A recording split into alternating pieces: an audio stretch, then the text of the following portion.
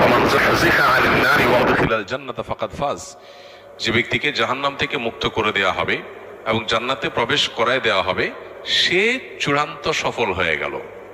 এই লোকটার হাসি হবে নির্মল এবং সবচেয়ে বড় হাসি। এর বাইরে পৃথিবীতে যে কোনো অর্জনের পরে হাসি থাকবে, কিন্তু হাসির পাশাপাশি টেনশনও থাকবে।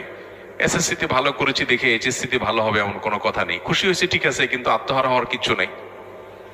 আবার আরেকজন খারাপ করেছে তাই বলে তার সব শেষ হয়ে গেছে এমনও নয়। সে এখানে খারাপ করেছে, আর জায়গায় হয়তো ভালো করবে। কত এসএসসিতে খারাপ করা মানুষ জীবনে কত বড় কিছু করেছে। আবার অনেক এসএসসিতে ভালো করা মানুষ রাস্তা রাস্তায় ঘুরেছে। সো এত আনন্দে আত্মহারা হওয়ার কিছু নাই, আবার এত বেদনায় ভেঙে পড়ারও কিছু নাই। এটার সাথে ইমানের সম্পর্ক সুগভীর। আল্লাহর প্রতি যদি কারোর বিশ্বাস থাকে, আস্থা থাকে, ভরসা থাকে, তাহলে সেক্ষেত্রে সে এই ব্যালেন্সের নীতিটাকে অনুসরণ করে চলতে বাধ্য।